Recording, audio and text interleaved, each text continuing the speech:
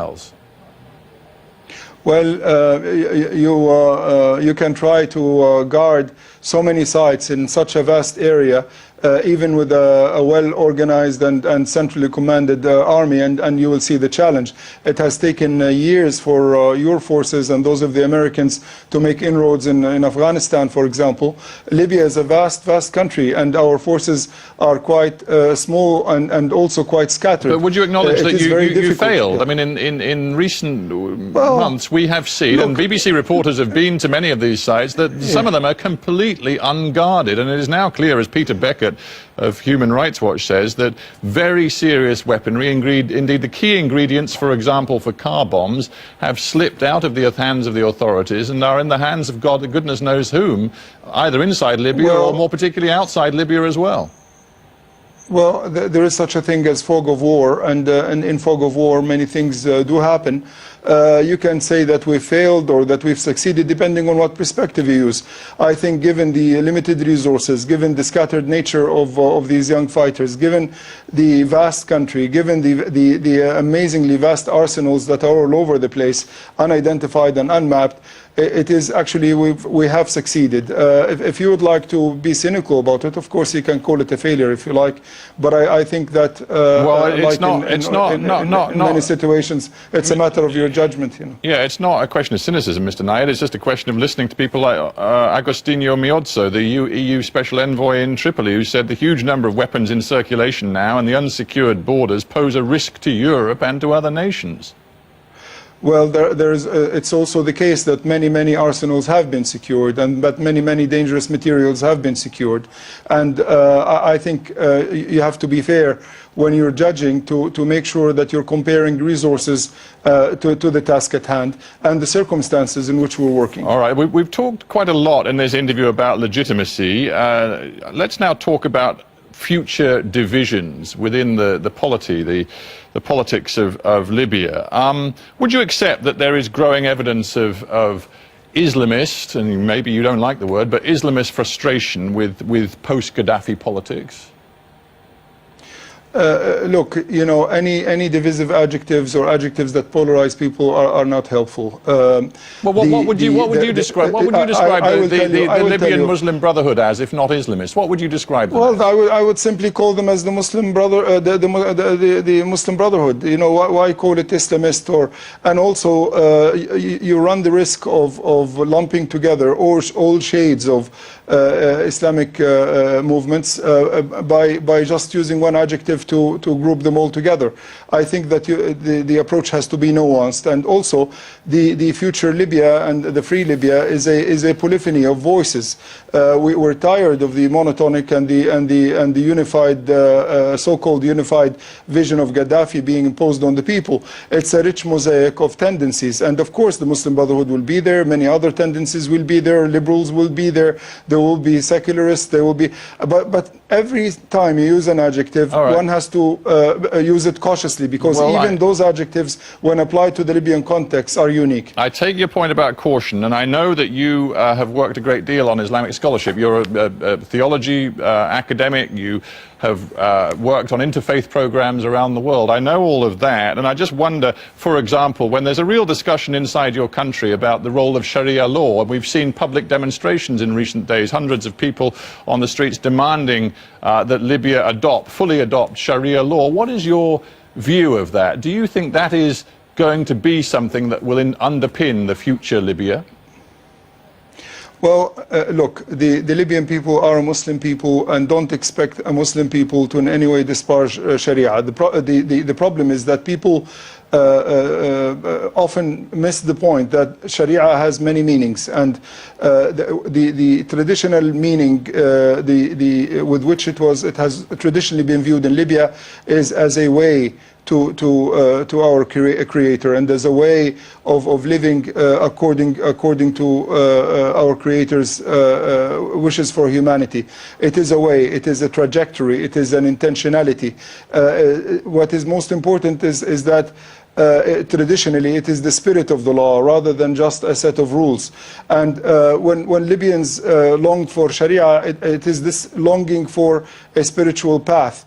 And I believe that to legalize it too much, or to think of it as a set of simple rules without context and without, for example, judge-based interpretation and exegesis and so on, is to oversimplify things. Okay, a final thought on this then. As you well know, the military commander in Tripoli is Abdul Hakim Belhaj, who was for years a member of the Libyan Islamic Fighting Group. Now, that has caused some attention to be sort of focused on it in Washington, D.C., more than perhaps anywhere else, where the Washington Post has U.S. officials saying that they are, quote, concerned about Islamist influence in the Libyan revolution, and saying that we will definitely be watching to see whether their pronouncements that they have nothing to do with jihadi movements is for real or just for show.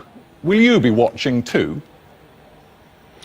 Well, all Libyans, especially young Libyans, will be watchful of everyone, and will be watchful of all tendencies. What I can assure you is that three things will never happen in Libya again through the vigilance of young people. Tyranny will never happen again, and corruption will never happen again, and the overpowering by one tendency of other tendencies will never happen again. And the guarantee for this is nothing but the will of the young people. They're massively smart, very incredibly well informed. They are up to date, and they will be able to watch this revolution to make sure that it doesn't kidnap by anyone. Now, the one thing about Tripoli, all Tripolitanians know that the liberation of Tripoli happened through an incredible spontaneous movement, an uprising by every single street in the capital. The Tripolitanians themselves rose up, and they were helped by all Libyans surrounding them, from Zawiya, from Zintan, from the other towns in the Nafusa mountain, and from Misrata. And it was a collective effort. I know that because of Al Jazeera and some particular angle on some of the programming, there has been a focus on particular personalities. But rest assured that the young Libyans know that this was a distributed revolution, that it was everyone's revolution, and everyone is a guard of this revolution. I have the utmost respect for Mr. Belhaj and all his colleagues who have fought so hard for liberation, and I am sure that they are just as keen as all other Libyans to safeguard the country and to make sure that democracy is fully exercised by all tendencies in a unified and peaceful Libya. Let's talk about justice. You've said, I don't think there should be a witch hunt, purges or cleansings. But there has to be justice, doesn't there? Not least, for example, for the families of those hundreds and hundreds of victims found in mass graves near the Abu Salim prison, victims of Gaddafi's regime. There has to be justice, does there not? Yeah, I think from the same passage that you're quoting, I also said that there has to be justice.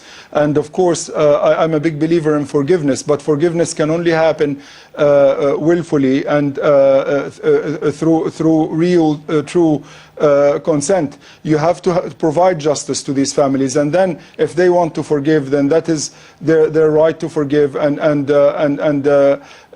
you know, in Islam, it is very much encouraged that you forgive, but you can only forgive after you do justice. And of course, transitional justice is of the utmost importance. The stabilization team has been working with the Justice Ministry and the UN and other international partners on transitional justice issues, and it is very, very important that we, as soon as possible, put on trial those criminals who have Libyan blood on their hands. And what about those to achieve justice? Yeah, and what about those who are implicated in what Amnesty International calls clear prima facie evidence of war crimes by forces loyal to the National Transitional Council, particularly crimes committed against sub-Saharan Africans and black Libyans who are accused of being mercenaries?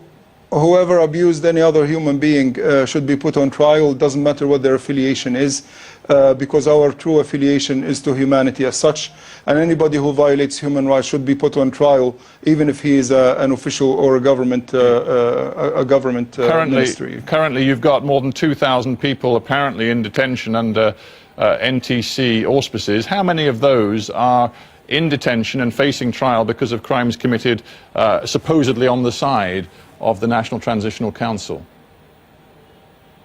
Well, I cannot give you I do not know the figures, off the top of my head. But what I can tell you is that at least several people have been arrested for committing violations after the revolution.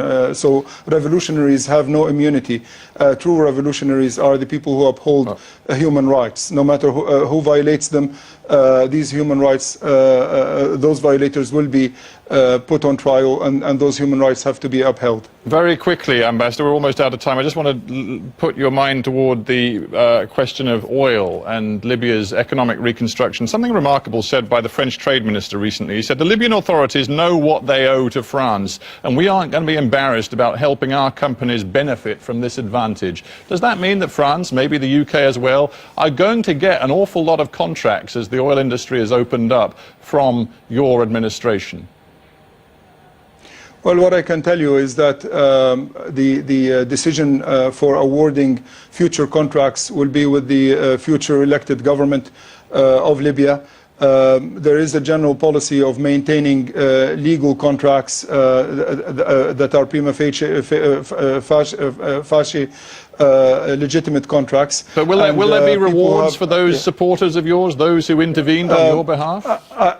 I can tell you this, that such decisions will be the decisions of an elected government. No caretaker government can make that kind of decision.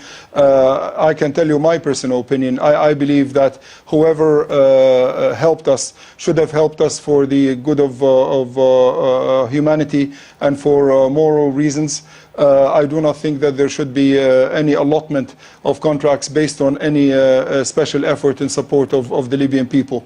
And this is very important, because I think entitlement should not be neither for Libyans or non-Libyans based on effort in this revolution, because whoever fought for the Libyan people should have done so for the sake of much higher values than just material gain.